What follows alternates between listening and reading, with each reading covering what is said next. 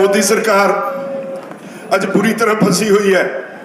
सारी दुनिया चो दबाव पैन लगे है, यूनाइटेड नेशनस तो दबाव पैन लगे है, इंटरनेशनल ह्यूमन राइट्स कमीशन वालों दबाव पैन लगे है, उन्होंने तो सवाल करते हैं और इन्होंने तो पाबंदी लाई हुई है भी तुहानू आके तुहानू कुछ कह नहीं सकते। खोचे हथकंडिया ते आई है सरकार भी इत्थे दे लोग लोकल लोग दिल्ली के लोग इन्हां नाल नाराज होण, आले दुआले दे हरियाणे के लोग इन्हां नाल नाराज हो जाण। आ तुहाडे दिल्ली नूं जाण वाले रस्ते खाइयां पुट के बंद करते लोकां नूं तंग करन लई। तुसीं नहीं कहा इन्हां लोकां नूं तुहाडे नालों तोड़न लई और फिर बारे बारे जाइए साडे भाईचारे दे हफ्ते तो बाद हो गया खाइयां पट्टियां नूं साडी आपस में प्यार उस तरह बनया होया। कोई दिल्ली वाले साडा विरोध नहीं करते, कोई हरियाणे वाला साडा विरोध नहीं कर रहा। इन्होंने दुनिया में नवा इतिहास रचता गंद पाउण दा, इन्होंने किल कड्डे, तुसीं फुल लाते। मैं आ रहा सी मैं देख रहा सी उत्ते साइड ते साडे बच्चे वो की कहते बाड़ ला रहे ने बूटियां दी, फुलदार बूटियां दी बाड़ ला रहे ने, बगीचे बना रहे ने, पार्क बना दिता। और मैनू लगता है जिदन अंदोलन जित के जावांगे तो 2 महीने सरकार नूं इहनूं फिर ठीक करन नूं लगणगे। कोई गल एवें नहीं, ये बराबर सिੱਟਣ वाली गल्लां नहीं। इतिहासकारां ने सारियां गल्लां इतिहास विच दर्ज करनी है। मैं तुहानूं फिर एक बेनती करनी वो ये भी अज मैं लंघिया जांदा सी, एक लंगर विच कोई सज्जन बोल रहा सी, उन्हां दा अपना स्पीकर सी। मैनू लग्या भी ये फिर उकसाहट करने वाले अंश फिर करने लगे उकसाहट। कृपा करियो इस अंदोलन नूं गुरु साहब का थापड़ है, इनू जित वाल जाण दिओ, इनू हुण ना पिछे मुड़न दिओ। वो कह रहे थे असीं एवें नहीं बैठण नहीं आए, इत्थे बैठण नाल कुछ नहीं हुंदा, असीं कुर्बानियां देण आए हैं। जिहड़े इदां दीयां गल्लां करदे लोक ने ना वो आप पिछे बह जांदे हुंदे ने, वो अगे आके कुर्बानी कदे नहीं दिंदे हुंदे। ये गंभीर गल है, मैं अज खुद सुनी तो मैं खुद बड़ा महसूस किया भी मैं हुण इहनूं जाके की कहां। उकसाहट दी अगे भी असीं सजा भुगत लई। असीं अंदोलन समाप्ति ते सी, जितते सी, एन अखीर ते जाके सट वजी। आ 2 महीने सानूं फिर होर बैठना पै गया। तो मेरी बेनती है अपने बच्चों नूं समझाओ, जिहड़े साडे नौजवान बच्चे ने उन्होंने समझाउण दी लोड़ है। सानूं तुहाडी चिंता है, हर एक बजुर्ग नूं ये चिंता हुंदी है मेरे बच्चे ते झरीट भी ना आवे।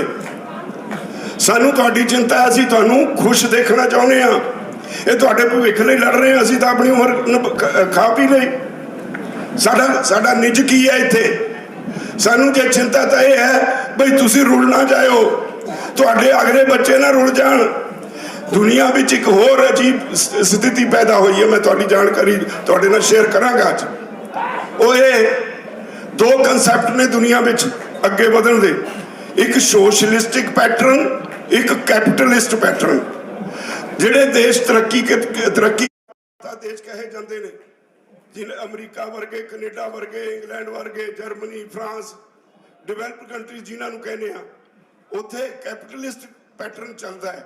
सरमाएदारी नीतियों के नाल देश चलते हैं। कुछ लोगों को सरमाया है, कुछ लोगों को दौलत है, वो सारे लोगों को डंडे नाल हक्कण वांग उन्होंने कारखाने च लेबर का काम करते हैं लोग, उन्होंने फार्मां ते लेबर का काम करते हैं लोग अपनी उपजीविका लई। वो जिहड़े लोग उपजीविका कमाउंदे ने लेबर करके साडे ही जाके करते हैं, वो ठीक है, उन्होंने सिस्टम ठीक किया है, उहदे नाल उन्होंने रोटी चंगी मिलती है, सुख सहूलतां हैगियां। पर जे उन्होंने बराबर आउण दी गल होए फिर उन्होंने राह बंद है।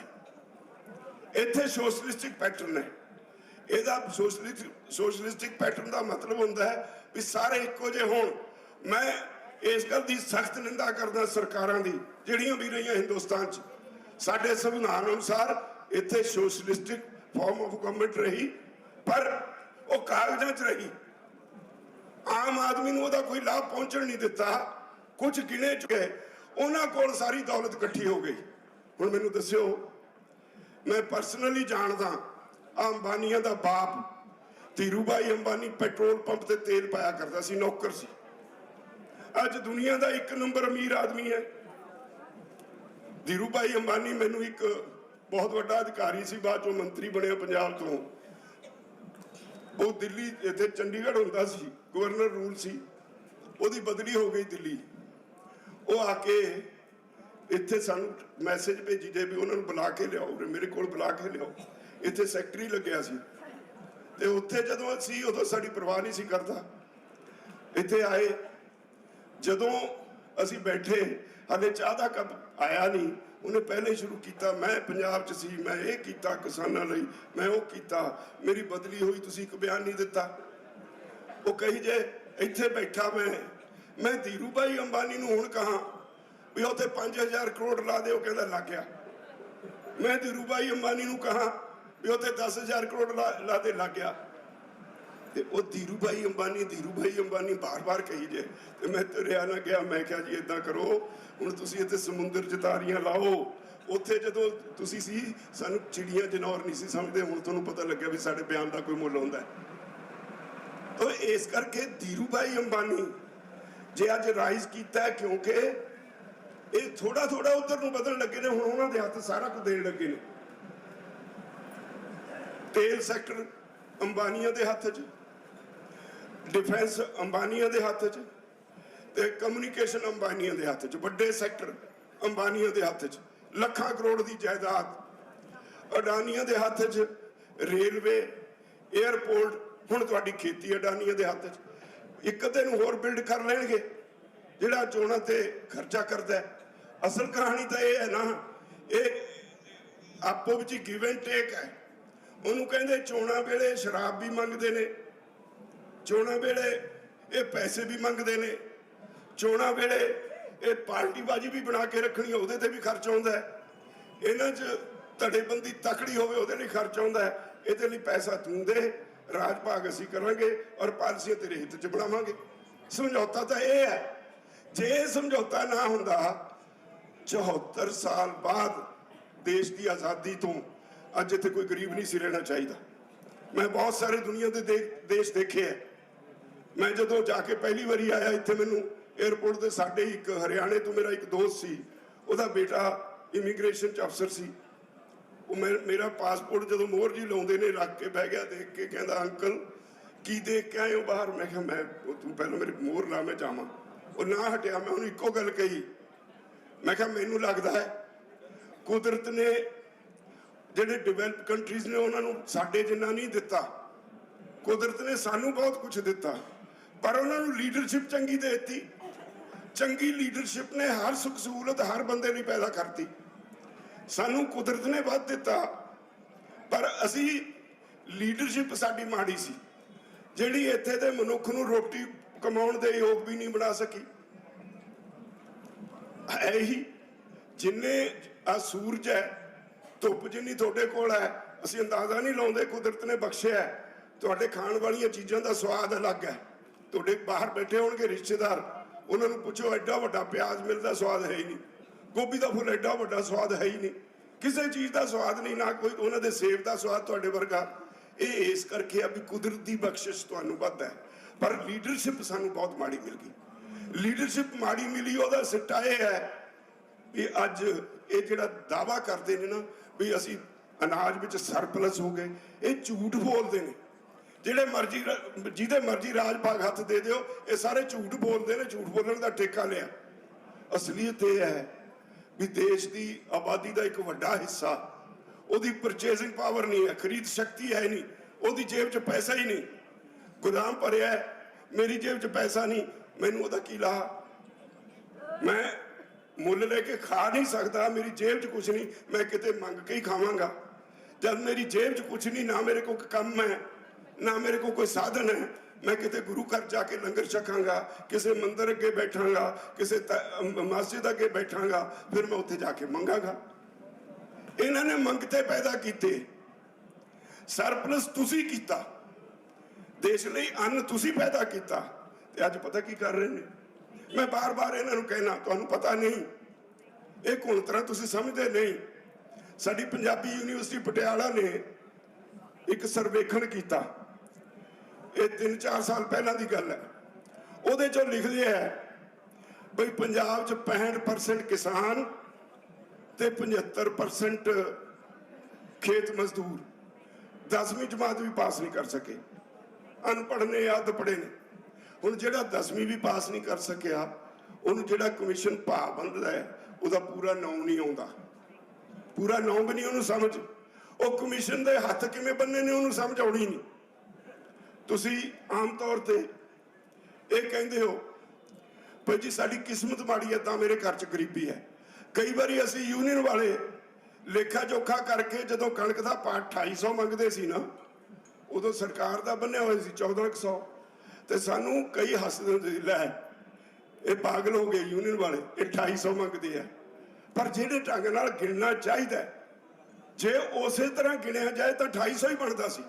जे 250 पा मिलिया हुंदा तो तुसी गरीब नहीं सी होना। और फिर एक गल ये कही जाती है भाई जी गरीब कितों खाऊ, जे तुहाडी जेब च पैसा हो। इस देश की ते अर्थचारे का आधार खेती है। जे खेती करने वाले को पैसा हो बाजार च पैसा जाऊ, जे खेती वाले को पैसा हो मजदूर को पैसा जाऊ। जे तुहाडे कोल पैसा ही नहीं, तुसी दिहाड़ियां लाउणा ही नहीं, तुसी कहोगे सार लो औखे सौखे पैसे तो है नहीं, दिहाड़ी कितों देनी है, मजदूर बेला बैठा है। जे तुहाडे कोल कोई पैसा नहीं, दुकान ते सौदा खरीदण जांदे ही नहीं, दुकानदार बेला बैठा है। जे दुकानदार का सौदा नहीं बिकता तो जिहड़ी इंडस्ट्री चों बन के आया वो इंडस्ट्री बेली है, उत्थे दा मजदूर बेला है। तुहाडा अर्थचारा खेती दे आले दुआले घुमदा है। ये देश ऐसा है। मैं सवाल किया सी जदों गलबात चल रही सी मंत्रियों नूं, मैं कहा सी जी मैनूं एक दसो जिधर नूं तुसीं तुर पे तां जिहड़े कोई 80 करोड़ लोग 80-90 करोड़ लोग जिहड़े खेती तो रोटी कमाउंदे ने, किसान ने, खेत मजदूर ने, तुसीं कुछ हत्थां च दे दोगे, उन्हां दा रोटी दा की होएगा? वो अपने बच्चों नूं किवें पालणगे? उन्हां दे कोल तां साधन ही नहीं, ना पैसा है, ना एजुकेशन है, ना उन्हां दे कोल कोई हुनर है, कोई दुकान नहीं खोल सकते। तो एडी वड्डी गिणती च लोकां नूं वेले करके कुछ कॉरपोरेट घराणे दे हत्थ च जिहड़े 4-4, 500 हॉर्स पावर के ट्रैक्टर लिया के इक्को बंदे तो 1000 एकड़ की खेती कराई जाएंगे। इक्को बंदा 1000 एकड़ की खेती कराएगा तो उन्होंने बाकी सारे जड़े ने बेले। तो इस तरह का सिस्टम बना के वो लोगों को कित्थे सिटना?